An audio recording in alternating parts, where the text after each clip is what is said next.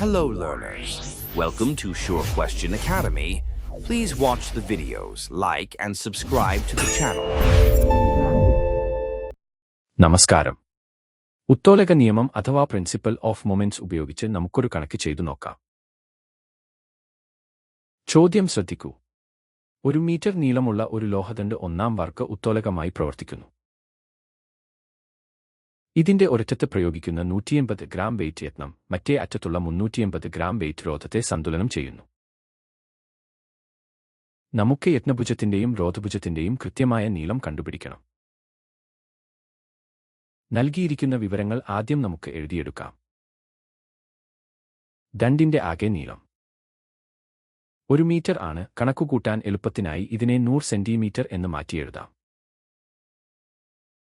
ഇവിടുത്തെ യത്നം അഥവാ എഫർട്ട് സമം 180 ഗ്രാം വെയിറ്റ്. അതുപോലെ രോധം അഥവാ ലോഡ് സമം 380 ഗ്രാം വെയിറ്റ്.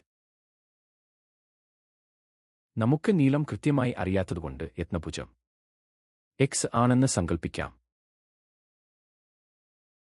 ആകെ നീളം 100 ആയതുകൊണ്ട് ബാക്കി വരുന്ന രോധഭുജം 100 കുറയ്ക്കണം x ആയിരിക്കും.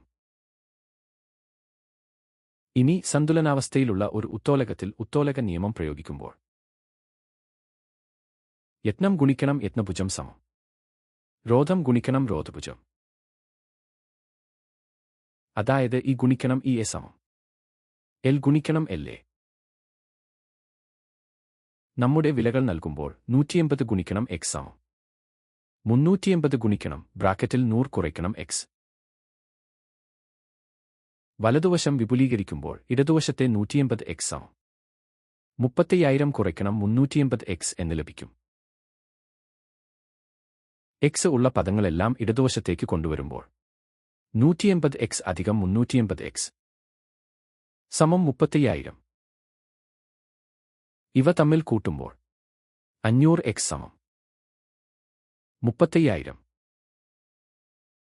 അതുകൊണ്ട് x സമം 35000 ഹരിക്കണം 500. ഹരിക്കുമ്പോൾ x സമം 70 എന്ന് ലഭിക്കും. x എന്നത് യത്നഭുജം ആയതിനാൽ യത്നഭുജത്തിന്റെ നീളം 70 സെന്റിമീറ്റർ ആണ്. ഇനി രോധഭുജം എന്നത് 100-ൽ നിന്നും 70 കുറയ്ക്കുമ്പോൾ കിട്ടുന്ന 30 സെന്റിമീറ്റർ ആണ്. വളരെ എളുപ്പത്തിൽ നമ്മൾ ഉത്തരം കണ്ടെത്തി. നന്ദി. Happy learning.